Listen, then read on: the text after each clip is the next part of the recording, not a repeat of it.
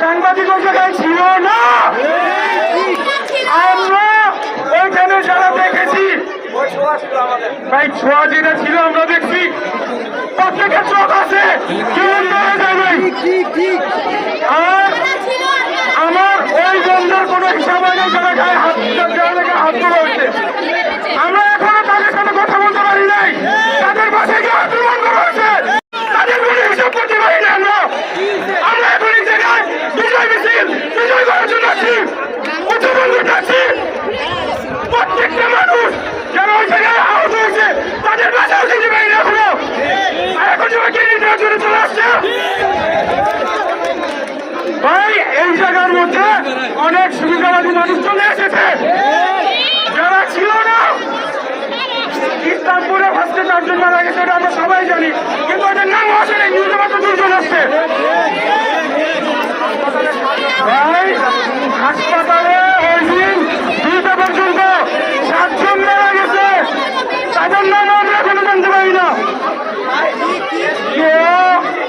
এখন ভাইয়া, আমাদের বোনেরা যারা ওই মাঠে ছিল, যারা তাদের মান সম্মান হারাইছে, তাদের জন্য এখন আমরা কিচ্ছু করতে পারি নাই। আর আমরা ওই জায়গায় সুবিধা দেওয়ার জন্য একদল হয়ে গেছে। আমি এখন স্পষ্ট ভাষায় বলবো, কিছু শিক্ষক ব্যতীত আমাদের দিকে সম্মতিও দেয় না। আমাদের শিক্ষক, তারা আমাদের সম্মানিত ব্যক্তি, তারা আমাদের শিক্ষা বিকাশ শিখাবে। একটা ছাত্রলীগকে ছাড়বো না। সাগরের চামড়া, বিপ্লবের চামড়া, শেখ চামড়া, একটা ছাত্রলীগকে ছাড়বো না। একটা ছাত্রলীগের নেত্রীকেও ছাড়বো না ইনশাআল্লাহ।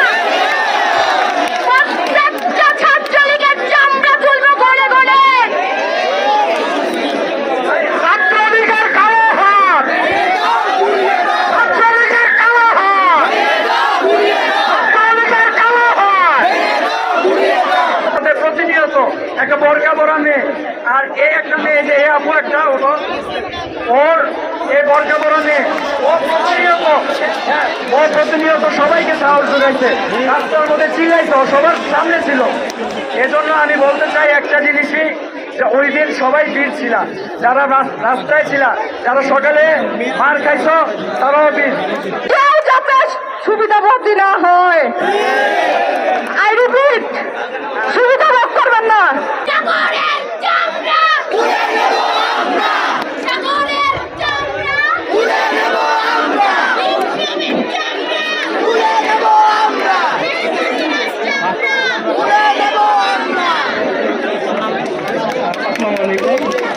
আপনারা সবাই অবগত আছেন যে আমার নাম হচ্ছে অন্তরুদ্দিন মোল্লা, আমি জগন্নাথ বিশ্ববিদ্যালয়ের অধ্যয়নরত আছি।